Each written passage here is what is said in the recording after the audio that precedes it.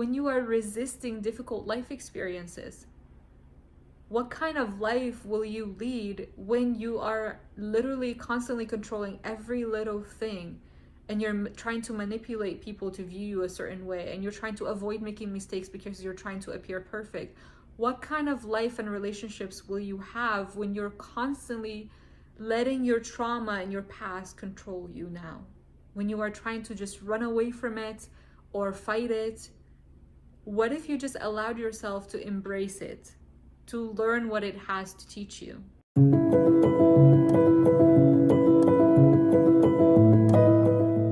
Hello and welcome back to my channel, or welcome if this is your first time here. My name is Sandra, and on this channel we talk about all things in our work, healing fearful avoidant attachments, and healing out of survival mode. And for today's video, I want to talk about the resistance that you feel and how that is causing you to stay stuck in your patterns. So for fearful avoidance, and for most people, like, this can apply to so many people, but I'm going to laser focus more on fearful avoidance, but this can apply to any type of resistance that you go through, or anything that you kind of push against instead of allowing yourself to feel it. So everyone is welcome to watch this video, but I'm going to focus more on the fearful avoidant experience of this. As a fearful avoidant, you might find yourself experiencing a lot of resistance to your emotions, resistance to your experience. You may have this idea of wanting to feel really happy all the time, and you only want the positive emotions. You don't want to feel anything negative. You don't want to feel anything that is going to feel painful, and you only want those positive experiences in life. And when those emotions come up that feel negative, I'm gonna stop using quotation marks now, but we get it. There are really no negative emotions. Everything is here to teach you a lesson. The resistance comes up when you are avoiding feeling those negative emotions, when you are pushing and suppressing those negative emotions away, those negative experiences away. And we've all heard the saying of whatever you resist persists. So when you experience negative emotions, maybe because in the past you've experienced negative emotions and someone wasn't there to sit through it with you, someone loving wasn't there to guide you through those negative emotions, someone wasn't there to hold those emotions with you with love. Your parents told you to just walk it off. Maybe your parents just didn't know how to hold space for you because they never got to experience that. They never had that experience, and maybe they've experienced in their life their parents telling them to walk it off. And so that's the only way that they knew how to deal with their emotions, and they told you to do the same thing. And so now you don't know how to process your emotions. You don't know how to process difficult emotions. And if you've experienced trauma, if you've experienced physical abuse, emotional abuse, sexual abuse, any kind of trauma, big trauma or small trauma, this adds to this resistance to feeling that pain. Because when you've experienced trauma, that wound gets so big and feels so huge that it feels like it's beyond repair. And when you experience trauma, I read this once in a book by Peter Levine, who's an expert on trauma and on healing trauma. And he said in one of, I don't remember if it was a book that I read by him or a podcast, where he mentioned that trauma actually is so painful, not because of the act itself, but because of the lack of loving awareness or witnessing or having a support system when that thing happens. So if you've experienced trauma and you had someone there to witness you, to give you love, to give you support, and you had some type of support system, it actually doesn't hurt as much and it doesn't wound you as much. And you learn from it and you move on, because you have that support system, because you have that loving awareness, whether it's from your parent or maybe a teacher that you had, maybe from your grandparents, whoever it was for you. But when you don't have that, when you don't have that support, that loving witnessing that is there and saying, I know you experienced this really painful thing, but I am here for you.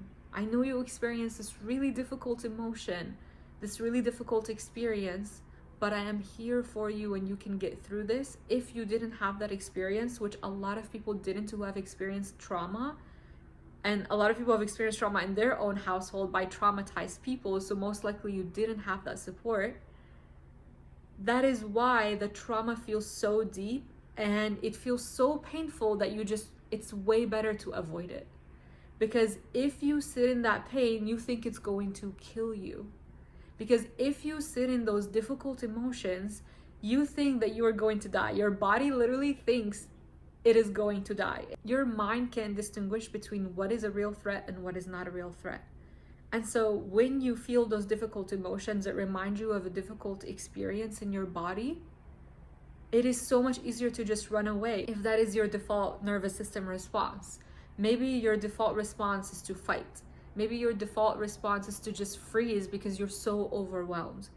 Maybe your default response is to people please. Whatever it is for you, learning how to sit with difficult emotions, learning how to sit with those painful experiences in those moments when you're, let's say, with your partner, you have this fearful avoidant attachment and you're with a secure partner, and you notice that their love makes you uncomfortable. You notice that their acceptance of you, even though you crave it so badly and you want that connection and you want that intimacy, it feels so freaking scary because you've been hurt in the past. Because you've had love in the past and you've lost it. You've had love and the people who loved you also hurt you.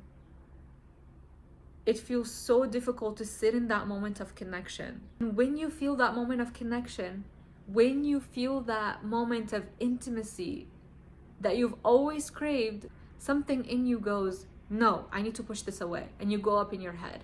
So you feel that in your body, you feel that deep connection, you feel that deep intimacy, and immediately you go up in your head. And this is an unconscious pattern that you have. And the more and more inner work you do on this, the easier it will be apparent to you, the more obvious it'll be. But in the beginning, it might just be so subconscious and it happens so quickly that you might not notice it. But what you'll notice is that when these things come up, instead of feeling them, because connection feels painful for a fearful avoidant, because it feels so painful for you, you go up in your head and you intellectualize it and you make stories about it. But what would happen if you actually just allowed yourself to accept whatever was coming up? How would it feel for you to now stay in your body, hold that resistance that you are feeling, hold that feeling of connection, and even though it feels so uncomfortable and you want to run away or you freeze or you want to fight instead and create drama in the relationship, how would it feel for you to just sit in your body and hold that tension, hold that resistance, hold that connection? How would that feel? It may not feel that great in the beginning, but wouldn't that feel so freeing? To be able to hold the thing that you've always wanted and increasing the amount that you can hold that for over time. Wouldn't that feel so freeing to not have to constantly fight or flee from the things that you're experiencing in your body, in your psyche? Like, wouldn't that feel so freeing that you don't have to push away emotions that you think are negative, that you don't have to hold on so tightly to when you have a good moment? How would it feel to just allow yourself to be? How would it feel to allow yourself to process all of those negative emotions or experiences that you've had in the past and not let them be so in control of you? Because the real truth is, the experiences that you have had in the past are still controlling you to this day. They are in control of you. You're not in control of them. You may think on a conscious level that you are in control, and by doing certain things, you stay in control. You stay in control of the connection. You stay in control of your emotions. And when you push them away, you're in control. But in reality, it's actually controlling you, because you can't live your life freely when you're resisting your life experience. When you are resisting difficult emotions, when you are resisting difficult life experiences. What kind of life will you lead when you are literally constantly controlling every little thing, and you're trying to manipulate people to view you a certain way, and you're trying to avoid making mistakes because you're trying to appear perfect? What kind of life and relationships will you have when you're constantly letting your trauma and your past control you now? When you are trying to just run away from it or fight it? What if you just allowed yourself to embrace it, to learn what it has to teach you?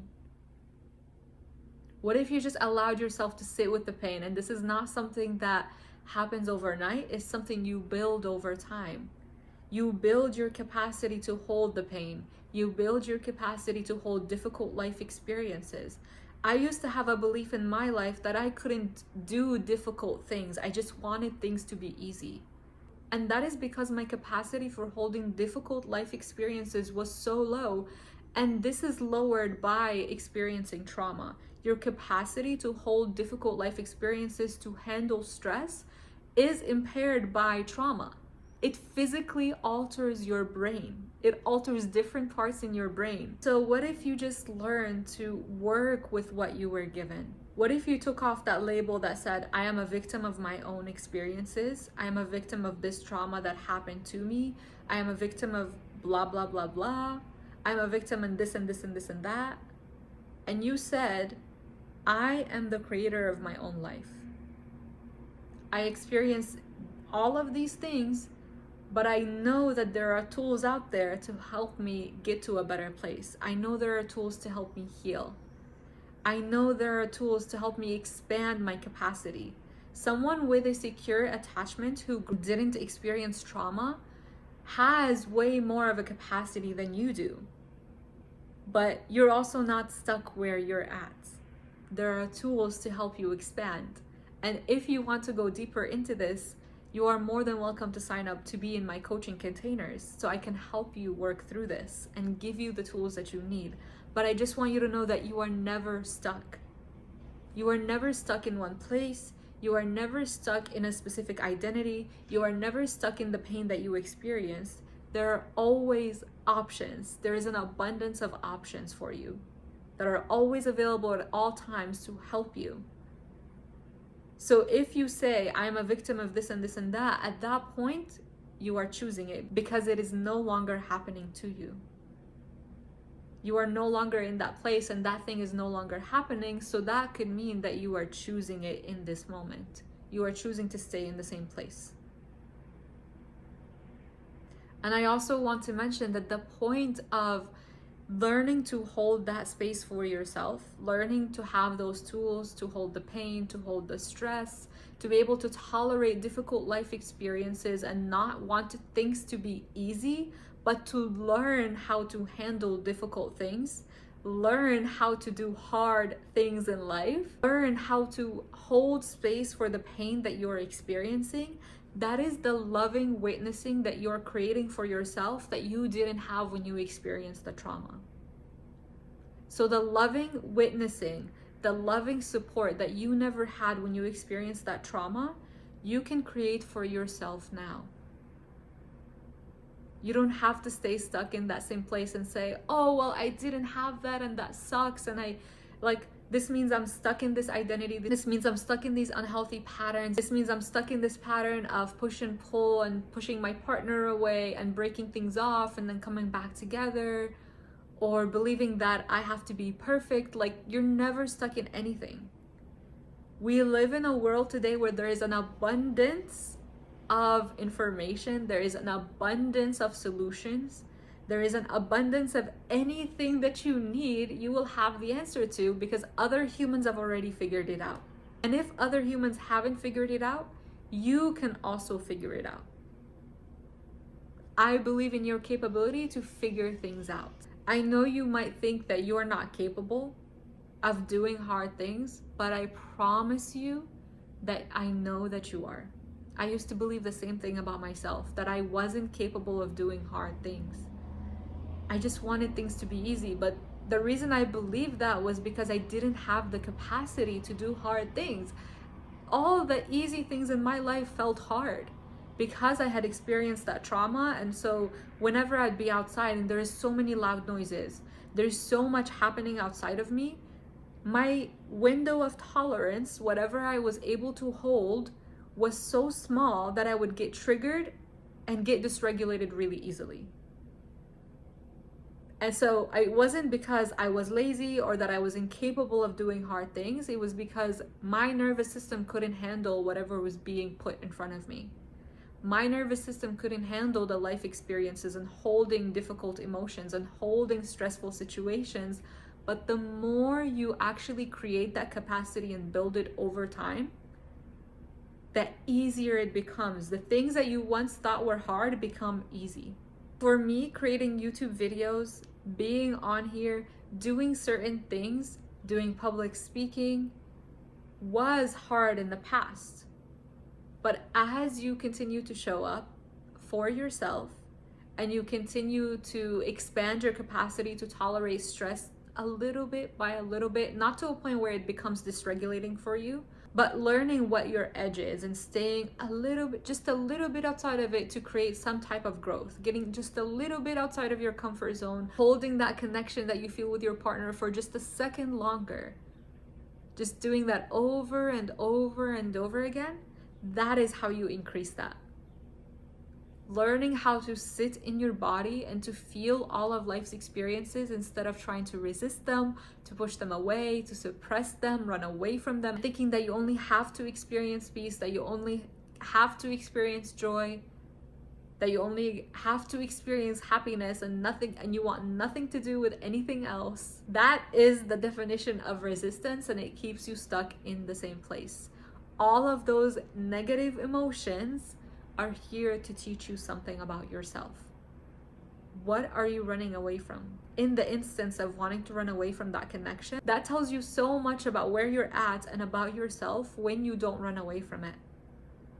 When you sit there and notice, wow, I am experiencing this connection with my partner. I'm experiencing this deep level of intimacy that I've been craving, and for some reason I want to run away. Isn't that interesting? I wonder why that is. And can I allow myself to sit in that a little bit longer, just a little bit longer, and then continuing to do that over and over and over again? There is no magic pill. There is no quick fix that I'm just going to give you, or one thing that I'm going to tell you to do that is just going to change your life. Inner work happens in layers, and it doesn't happen overnight. I know I myself have been guilty of wanting things to magically just change, that I'm going to do this one thing and it changes, that I'm going to hire this one person and they're going to change my life, that I'm going to take this one course and I'm going to be a newly changed woman overnight. But that is not how it works. You need to bring your nervous system along with you. You get to change your nervous system over time by working with it and creating that safety in your body, creating that capacity to hold stressful situations, creating that capacity to hold painful life experiences, creating that capacity to do difficult things that now become easy for you. So if you've ever viewed yourself as incapable, I want you to know that this is why. It doesn't mean you're actually incapable. This is the reason why. You're already experiencing so much inside your body that you haven't dealt with, and pushing all of those things away and resisting them takes so much energy. I've heard before of people that when they run, they literally start crying because they are no longer using that energy to hold down those emotions that they were suppressing. They are no longer using all of that energy they needed for running. And so they can't really take that energy and hold all of those emotions. And so they come out, they become expressed. They're no longer able to resist what they're feeling. So the entire gist of the video is that the deeper you go into your pain, the deeper you go into your soul, the happier you will actually become.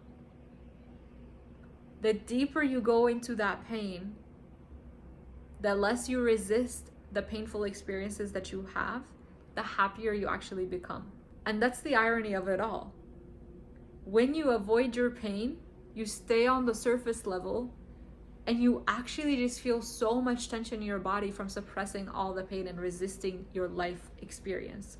But when you go into it consciously and you see, okay, like, what am I actually experiencing? What's going on here? And you stay in your body and you allow it to be processed, and you hold that safe space for it instead of running away, instead of trying to fight with it and pretend like it's not there, like, no, this doesn't exist, like, no, why are you here? When you actually learn to sit with it go deeper into it, understand what it has to tell you, what it is trying to tell you, the gift it is trying to give you, that is when you heal. And you are no longer having so many anxious thoughts, and you're no longer experiencing so much tension and resistance, and you allow your life to flow with more ease. And if you want to do that deeper level of inner work that will impact every single area of your life, that will impact your quality of life, the quality of your relationships, my coaching is available for you, and I'll leave the link to that down below. That is everything that I have for you in this video. Let me know in the comments what the key insights were for you that you took away from the video, any future topics you want to talk about, any questions that came up, and I will see you in the next one. Bye.